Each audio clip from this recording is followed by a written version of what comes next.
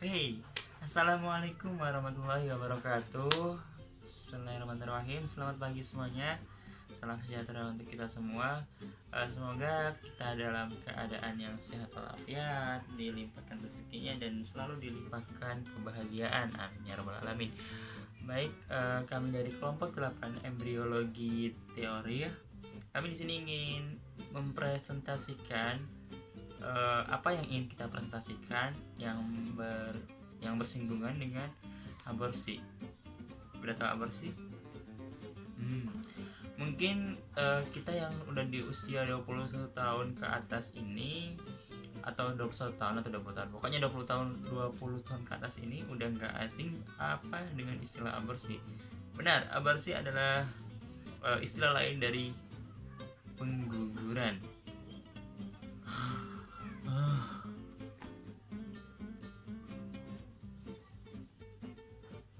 Baik, langsung saja ya. Di sini saya akan menjelaskan sedikit tentang definisi aborsi. Aborsi, kalau dilihat dari menurut Kamus Besar Bahasa Indonesia ini berarti pengguguran. Aborsi juga atau abortus biasanya dalam bahasa Latinnya itu berarti wiladah sebelum waktunya atau keguguran. Ya sama sih, intinya mah keguguran gitu aja.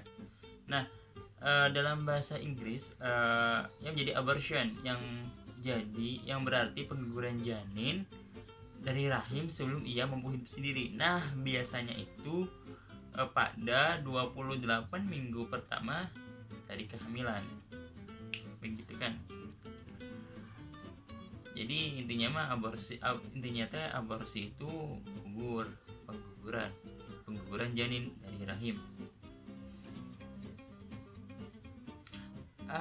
Jadi muncul suatu pertanyaan. Berarti kalau musim gugur gitu banyak orang yang mau guguran gitu?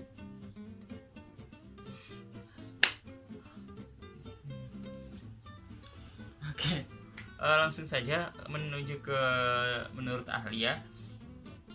Menurut istilah kedokteran, abortus itu atau pengguguran itu pengakhiran kehamilan sebelum masa gestasi atau kehamilan, yaitu 28 minggu yang seperti saya sudah katakan tadi.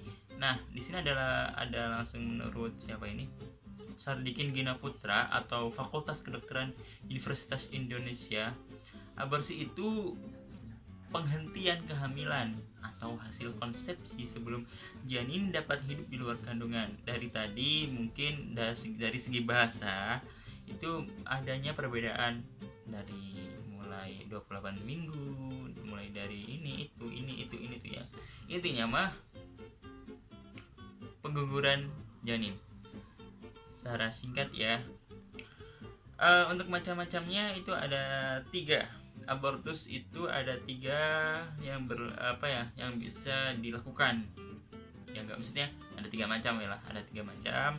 Yang pertama itu ada spontan atau alami, yang dimana pengguguran janin ini terjadi secara alami tanpa tindakan yang disengaja. Ini mah bisa karena faktor-faktor yang terjadi dalam janin atau faktor-faktor yang kalau nggak disengaja tuh. Biasanya yang di sinetron kan suka banyak tuh. Contoh ada ibunya yang kecelakaan tiba-tiba keguguran, ibunya suka lagi sakit atau jauh keguguran gitu ya. Jadi seperti itulah alami itu teh. Terus yang kedua itu adalah buatan atau yang disengaja. Jadi aborsi yang dilakukan secara disengaja. Malam tahun baru, nanas muda. Untuk nanas muda nanti kalian bisa tanyakan di kolom komentar biar ada pertanyaan ya. Nah, aborsi yang disengaja ini mungkin kita juga nggak kaget dan sudah banyak fenomena yang mengenai aborsi yang secara disengaja, apalagi di kalangan muda yang sudah melakukan hubungan seperti ini ya, yang dimana yang laki-lakinya itu nggak sengaja udah keluar pokoknya gitu. Yang ketiga ada teoperatik atau medis, yang dimana aborsi yang dilakukan atas indikasi medis karena terdapatnya suatu permasalahan atau komplikasi. Jadi ini mah bisa dikarenakan sengaja atau bisa dikarenakan setengah-tengah lah. Contoh, memang ada permasalahan sebelum, ini bukan alami ya, tapi mirip alami. Ada permasalahan yang memang yang terjadi pada janin atau kondisi ibunya jauh sebelum itu, jadinya memang contoh harus digugurkan atau emang seperti itu. Nah, abortus secara medis ini dibagi menjadi dua macam. Ada abortus spontaneous atau yang disebut aborsi yang terjadi dengan tidak didahului faktor-faktor mekanis ataupun medicinalis, semata-mata disebabkan oleh faktor alami. Nah, abortus spontaneous itu juga dibagi menjadi dua. Ada abortus kompleks atau keguguran secara lengkap, artinya seluruh hasil konsepsi sehingga rongga rahim kosong. Ada abortus incompletus, keguguran yang bersisa, di mana hanya ada sebagian dari hasil konsepsi yang dikeluarkan, yang tertinggal adalah desidua placenta. Selanjutnya nih ya, kita scroll dulu. Sorry, bukan ada dua, ada banyak ternyata. Oke, ada banyak. Ada abortus lagi, abortus iminen, itu keguguran yang membakat dan akan terjadi. Dalam hal ini keluarnya fetus masih dapat dicegah dengan memberikan obat-obat hormonal dan antiposmodika. Yang keempat adalah miscent abortion. Yang kelima ada abortus hirbitilus. Yang keenam ada abortus infectious dan abortus septic. Penjelasannya bisa kalian baca sendiri di PPT yang setelah kami sediakan, biar nggak lama-lama juga durasi.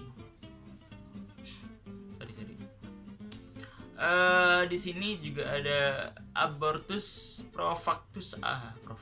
Yang tadi abortus spontaneous, ini abortus profactus atau yang disengaja, baik dengan mekanik memakai obat-obatan maupun alat-alat. Aborsi profactus merupakan istilah lain yang secara resmi dipakai dalam kalangan kedokteran dan hukum. Apakah yang tadi nggak sesuai dengan kedokteran dan hukum?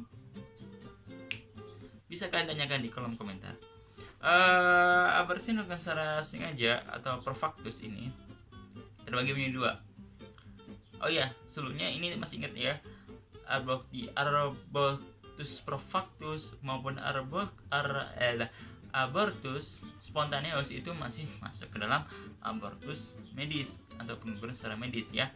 Abortus profactus medicinalis adalah aborsi yang dilakukan oleh dokter atas dasar indikasi medis, yaitu apabila tindakan aborsi tidak diambil maka akan membahayakan jiwa ibunya. Ini sudah sering terjadi di kalangan dunia perfilman atau di dunia persinetronan gitu ya. Abortus profactus criminalis, aborsi yang terjadi karena tindakan-tindakan yang tidak legal atau tidak berdasarkan indikasi medis. Selanjutnya itu ada udah. Oke, cukup dari saya. Mungkin akan dilanjutkan oleh teman saya selanjutnya.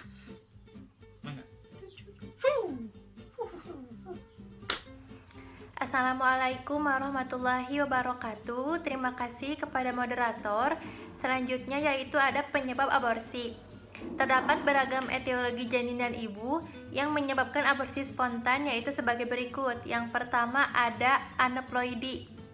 Nah, temuan morfologis tersering pada aborsi spontan dini adalah kelainan perkembangan zigot, mudigo, janin dini, atau kadang-kadang plasenta, dan sering terdapat kelainan pada kromosom.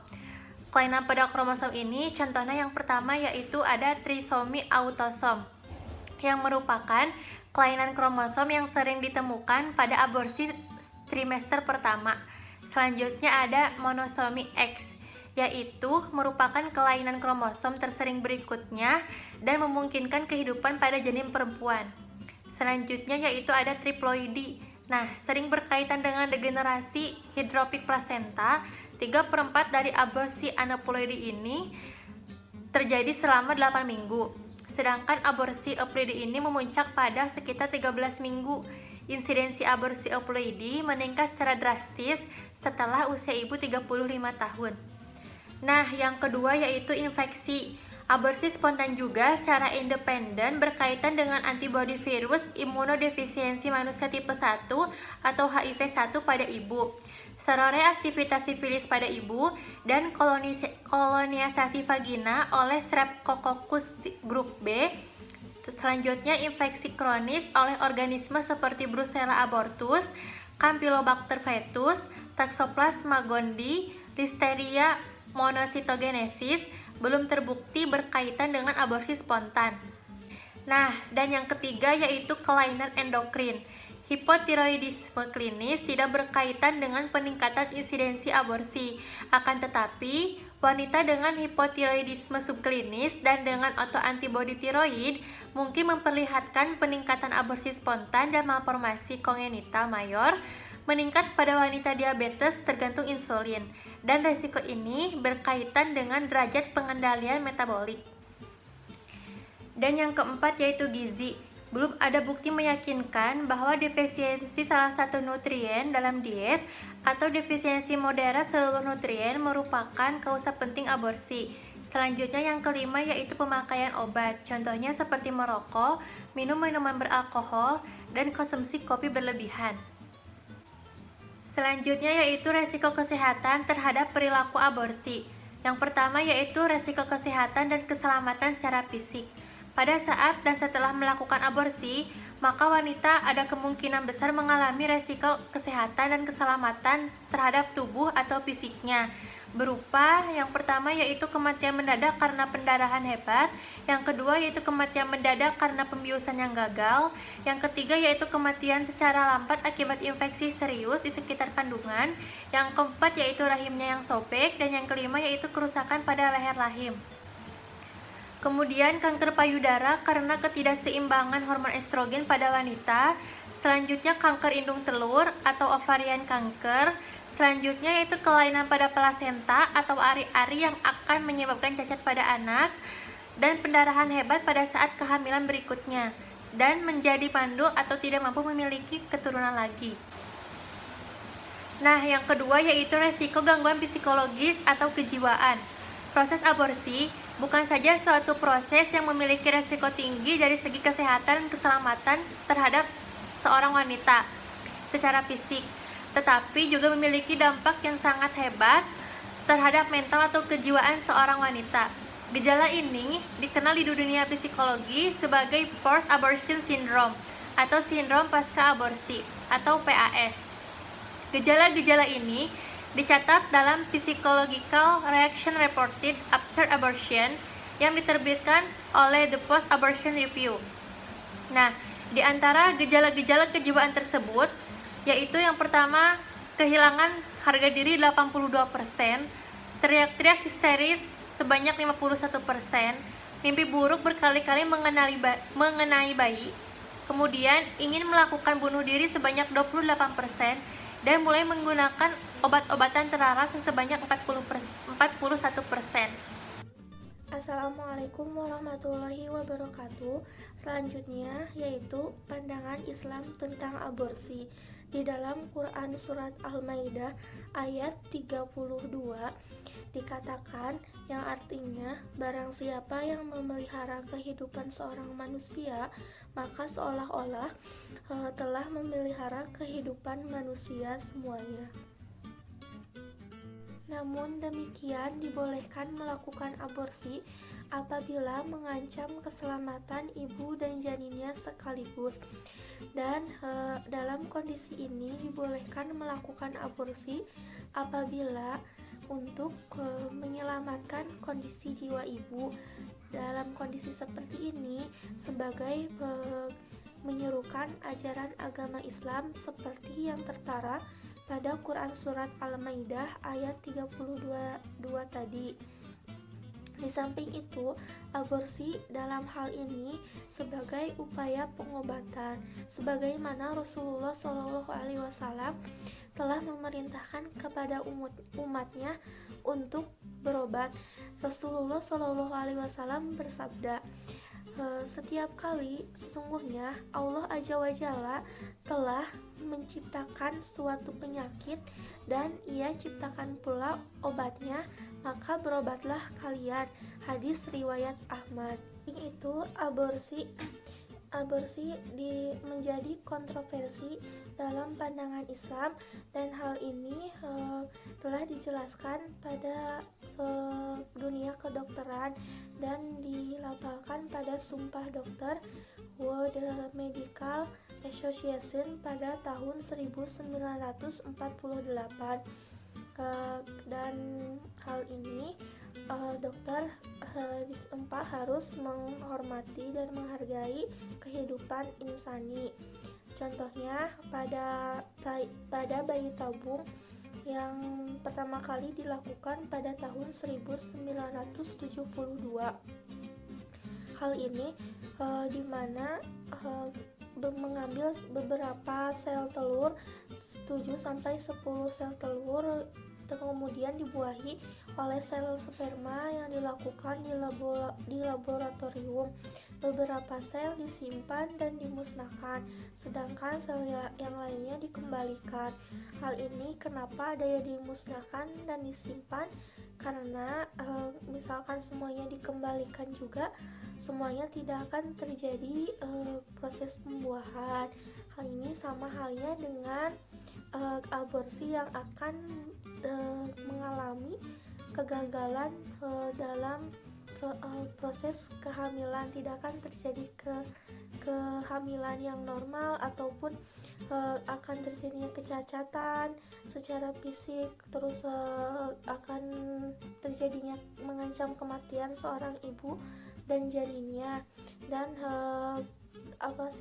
akan mengancam keselamatan jiwa ibu, dan harus mengutamakan keselamatan jiwa. Nah, di dalam Islam sudah jelas bahwa melakukan aborsi apabila dokter sudah menyarankan untuk melakukan aborsi karena sudah mengidap beberapa penyakit atau akan mengancam keselamatan jiwa, maka segera lakukanlah aborsi. Karena kalau misalkan terus dipertahankan juga akan buat apa karena terus dipertahankan juga pasti akan mengancam keselamatan ibu dan bayinya. Dan apabila bayi yang dikandungnya sehat dan ibunya sehat, tidak akan mengancam keselamatan jiwa ibu dan janinnya, maka janganlah melakukan sesekali aborsi.